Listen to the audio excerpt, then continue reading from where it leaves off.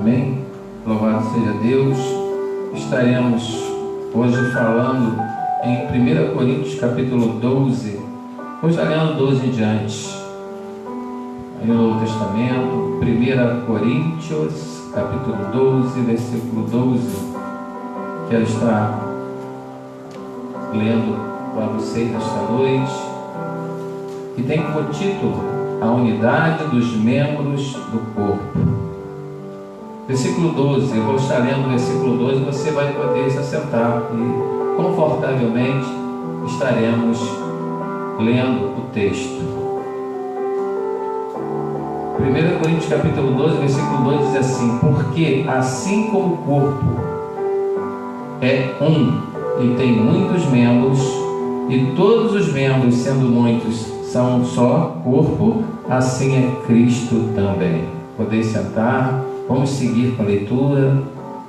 Pois todos nós fomos batizados em um Espírito, formando um corpo, quer judeus, quer gregos, quer servos, quer livres, e todos temos bebido de um Espírito.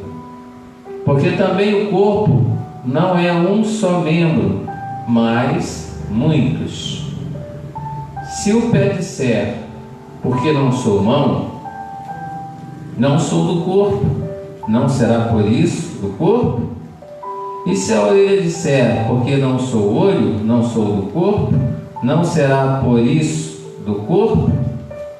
Se todo o corpo fosse olho, onde estaria o ouvido? Se todo fosse ouvido, onde estaria o olfato? Mas agora, Deus colocou os membros no corpo, cada um deles como quis.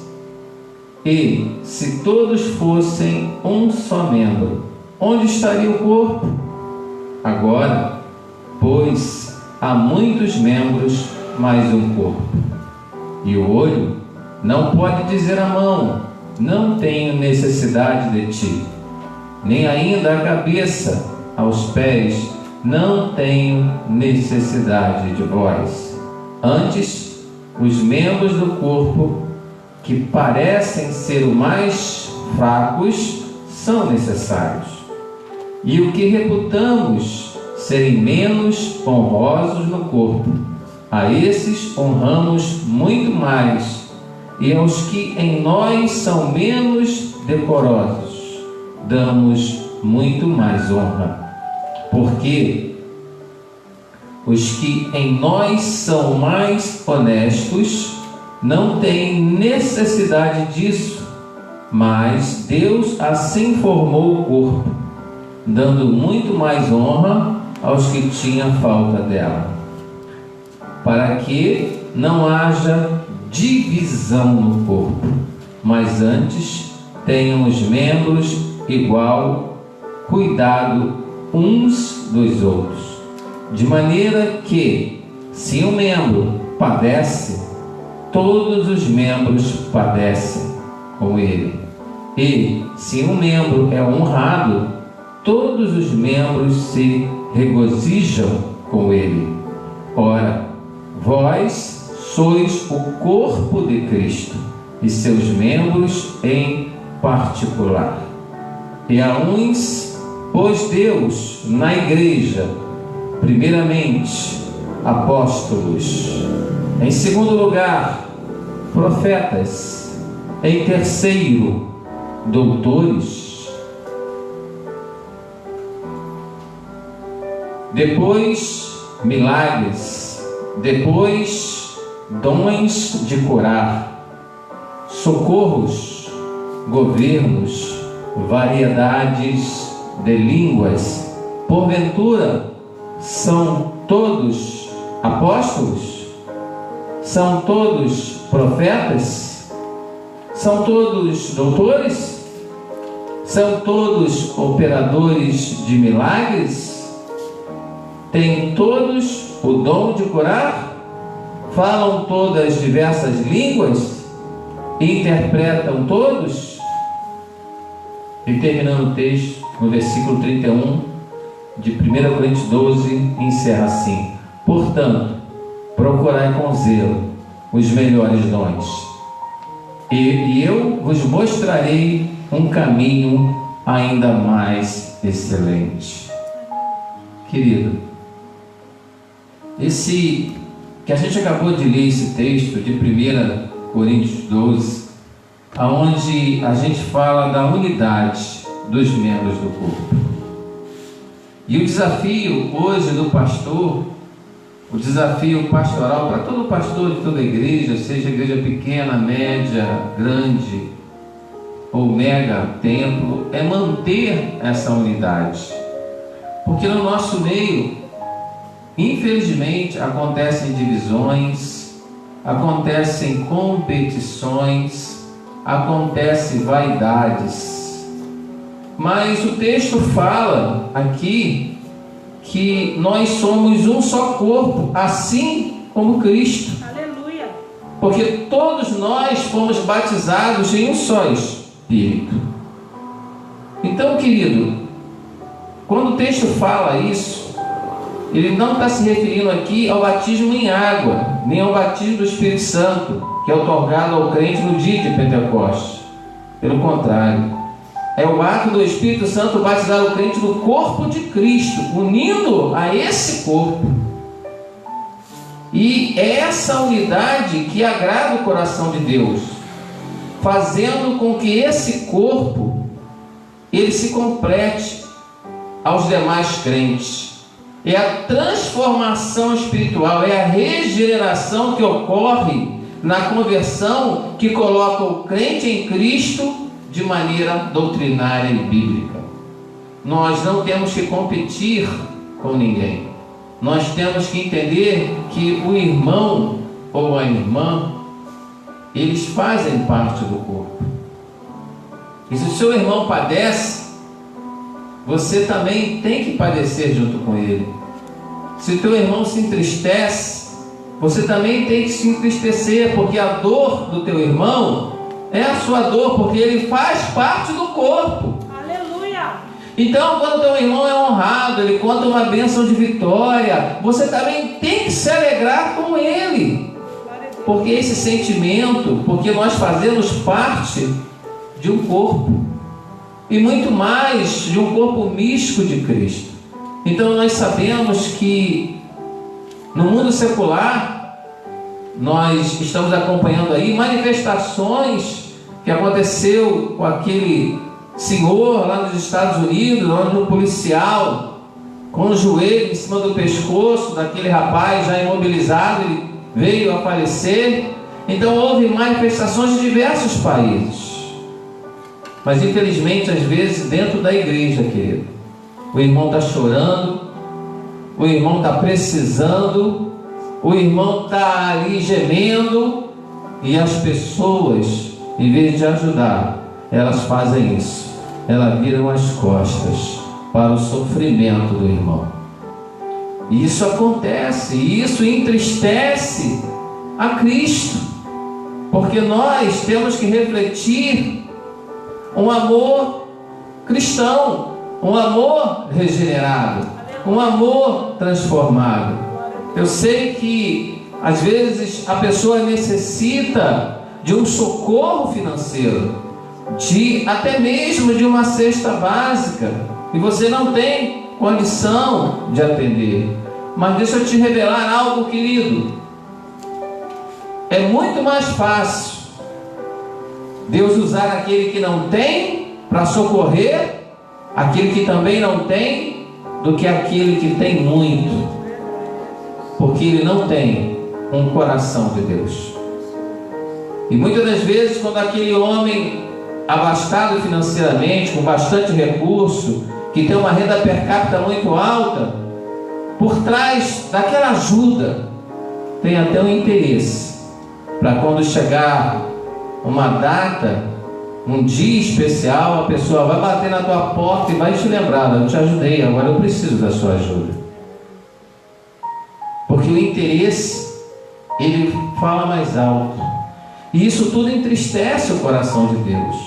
Então, o que Deus quer é que o nosso coração seja sincero para com o próximo, para que a gente venha entender que o teu irmão, ele sabe que pode contar com você. Ele pode orar contigo, mas tem situações que não basta só oração, tem que ter ação. Você não pode socorrer com 10 quilos de arroz, 10 quilos de feijão, mas você, olha, eu tenho isso aqui para te ajudar. Você vai demonstrar que você não tem, mas quer ajudar, porque você está vendo o seu irmão no sofrimento. Ei, querido, e isso nós temos que fazer. A igreja tem que fazer. E a igreja não é a igreja do CNPJ, a igreja com o Cadastro Nacional de Pessoa Jurídica. É a igreja de Cristo, que exala o perfume de Cristo, que tem que ter o amor cristão. É quando o irmão começa a não vir mais nos cultos e você se preocupa, porque muitos acham e entendem que isso depende só do pastor. Quer dizer que só o pastor que tem amor na igreja, só o pastor que tem que ficar vendo quem não vem, quem toma ceia, quem não toma ceia, como o irmão está vestido, como não está vestido, se o irmão está vindo no culto. Não, querido, a gente tem que se preocupar com o próximo, não para julgá-lo, mas para ajudá-lo, para conversar, para orar com o irmão, socorrer nas suas necessidades, chamar o pastor estou tendo falta do irmão. Se o pastor souber o que está acontecendo, ele vai te orientar, ele vai conversar contigo. Por quê? Porque nós somos um só corpo, e todos fazem falta, porque na hora da comunhão, na hora da alegria, está todo mundo junto. Por que na hora do deserto? Por que na hora do vale? Por que na hora mais difícil você tem que ficar sozinho na cova? Você tem que ficar pedindo a Deus: Senhor, me ajuda. Ei, querido, a gente pode ajudar. A gente não deve espiritualizar tudo. Então, nós temos que ter esse cuidado de cuidar um dos outros. E isso é muito importante. E há pessoas na igreja que ficam só preocupadas de buscar os dons espirituais, sendo que Deus, através dessa soberania, da sua vontade, Ele derrama esses dons. Ah, pastor, eu quero sabedoria. Deus vai dar para você que está pedindo. Pastor, eu quero os dons de cura, o dom de maravilha, o dom de profetizar, o dom do conhecimento da palavra, e vai, o dom do socorro, o dom da administração. Eu quero fazer, mas eu quero te dizer algo, querido, que se você não exercer esse dom com o maior atributo que há na terra, com a maior virtude que é o amor, exercer esses dons sem o amor, de nada adianta. Então, querido, Deus, Ele quer que a gente tenha esse cuidado e tenha esse amor, porque no texto vai dizer que nós temos que, no versículo 31, portanto, procurai com zelo os melhores dons, e eu vos mostrarei um caminho ainda mais excelente. Ainda tem um caminho ainda mais excelente. Que caminho é esse? É o caminho cristão das pedras, das calúnias, das difamações. É o caminho de buscar os dons espirituais incessantemente, para você ser chamado de profeta, para que o seu ego seja cheio. É buscar um caminho aonde você vai se enriquecer, aonde você vai se perder dentro da sua própria riqueza. Que caminho é esse que o apóstolo Paulo está falando? Ele vai te revelar aqui na Bíblia, que é a suprema excelência da caridade, do amor. Eu vou ler para você. 1 Coríntios 13 diz assim: ainda que eu falasse as línguas dos homens e dos anjos, e não tivesse caridade, não tivesse amor, seria como o metal que soa, ou como o sino que tine.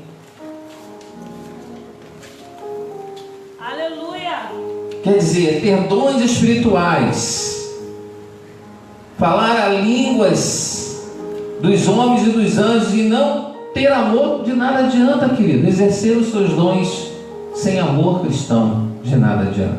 Aleluia. Versículo 2 fala: e ainda que eu tivesse o dom de profecia e conhecesse todos os mistérios e toda a ciência, olha que tremendo, querido, e ainda que tivesse toda a fé, de maneira tal que transportasse os montes, e não tivesse amor, e não tivesse caridade, nada seria. Verdade, Jesus. Aleluia.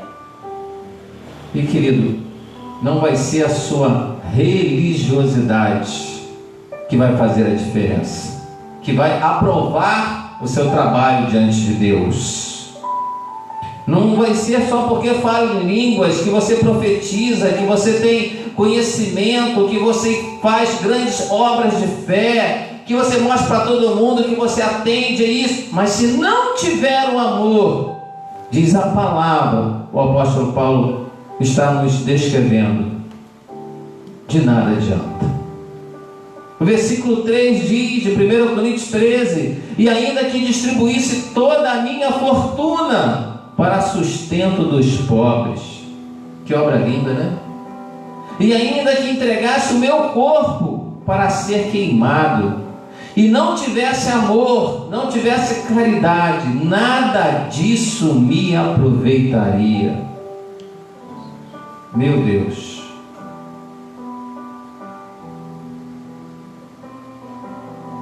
O amor é sofredor, é benigno. O amor não é invejoso. O amor não trata com leviandade, não se ensoberbece. E querido, o amor não é falso. O amor ele tem que ser sincero. O amor tem que ser verdadeiro. O amor não se porta com indecência. O amor não busca os seus interesses. E nós vivemos num mundo de puro interesse. Às vezes os seus amigos só são seus amigos, falam que te amam, porque você está numa situação privilegiada. Mas começa a falar não, começa a dizer não pode, para ver como é que os amigos vão sumir. Mas o verdadeiro amor, ele não trata com indecência, ele não busca os seus próprios interesses, ele não se irrita e não suspeita mal. Aleluia. O verdadeiro amor, ele não folga. Ele não folga com a justiça, com a injustiça, mas folga com a verdade. O verdadeiro amor, ele tudo sofre, ele tudo crê, tudo espera e tudo suporta. Verdade, Jesus. Aleluia. Eu lembro de Jesus na cruz. Naquela cruz, sofrendo, depois de ter passado por aquele caminho de via cruz, zombado, escarnecido, Jesus está naquela cruz, e ele ainda faz um esforço, exalando amor, e diz: Pai, perdoa-os, porque não sabem o que fazem. E querido, isso é amor. Porque o verdadeiro amor tudo suporta. O amor nunca falha. Mas havendo profecias, o que vai acontecer? Serão aniquiladas. Mas havendo dons de línguas, cessarão. Havendo ciência, ainda que a mais avançadíssima que possa ter, diz aqui a palavra, desaparecerá. Por em parte conhecemos e em parte profetizamos. Mas quando vier o que é perfeito, então o que o é em parte será aniquilado. Quando eu era menino, falava como menino, sentia como menino, discorria como menino, mas logo que cheguei a ser homem, acabei com as coisas de menino. Porque agora Vemos por espelho e enigma, mas então veremos face a face. Agora conheço em parte, mas então conhecerei como também sou conhecido. Agora, pois, permanecem a fé, a esperança e o amor. Vou repetir. Agora, pois, permanecem a fé, a esperança e a caridade. Estas três, mas a maior destas é a caridade. A maior desta é o amor. É onde o apóstolo Paulo diz: a suprema excelência da caridade, a suprema excelência do amor. Querido, sabe por que ele fala isso? Porque o nosso amor, ele tem que ser semelhante a Cristo. Porque o que enaltece o nosso ministério não é a fé, não é os dons espirituais, não é a quantidade de membro que a sua igreja tem, não é a quantidade de milagres que você realiza, é o amor. É o verdadeiro caminho, é o que vai permanecer, é esse amor. Porque Deus valoriza e destaca o caráter daquele que age com amor e paciência e benignidade, altruísmo, aversão ao mal e amor à verdade, amor à honestidade, à perseverança na retidão, muito mais do que a fé que move montanhas ou realiza grandes feitos na igreja. Os maiores no reino de Deus serão aqueles que aqui se distinguem em piedade interior e no amor a Deus, e não aqueles que se notabilizam pelas realizações exteriores. O amor de Deus derramado dentro do nosso coração cristão pelo Espírito Santo é sempre maior do que a fé, a esperança ou qualquer outra coisa. Ei, querido, o que importa é nós amarmos, é nós pedirmos ao Senhor: Senhor, nos ensina a ter esse amor.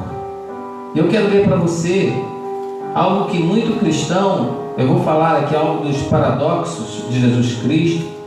Eu não estou falando difícil, mas é só para você entender. São os conceitos contrários de Deus. O mundo tem um paradoxo, tem um conceito. Eu quero colocar o conceito de Cristo, machuca muita gente dentro da igreja, e não é fácil mesmo. Jesus machuca a gente, Ele nos doutrina, Ele quer que a gente exale esse verdadeiro amor mais do que os dons, porque o dom não salva, o dom é irrevogável, mas os frutos, Deus quer o fruto deste amor. E aí, vou ler para você aqui, Mateus 5, acompanha você na sua casa aí. Olha como é que Deus machuca a gente. Mateus 5, versículo 38 em diante. De Mateus 5, Mateus capítulo 5, versículo 38 em diante. Você que está no celular aí, pega a sua Bíblia, faz igual o povo de Bereia, em Atos 17:11. O povo de Bereia foi mais nobre que o povo de Tessalônica, pois conferia nas Escrituras o que o apóstolo Paulo pregava. O que é pregado na igreja, você pode julgar sim. Está batendo com a Bíblia? Está passando pelo crivo das Escrituras? Guarda para você. Mas se não está, joga fora. Porque heresia é apostasia. E por isso você hoje sabe ler e sabe, com a ajuda do Espírito Santo, interpretar o que está lendo. E eu vou ler para você. Mateus 5, 38. Ouviste que foi dito: olho por olho e dente por dente. Aí Jesus começa a nos machucar. Quando eu falo machucar, ele começa a nos confrontar, porque a Bíblia é uma contracultura social, é um confronto diário, de renúncia, principalmente interior.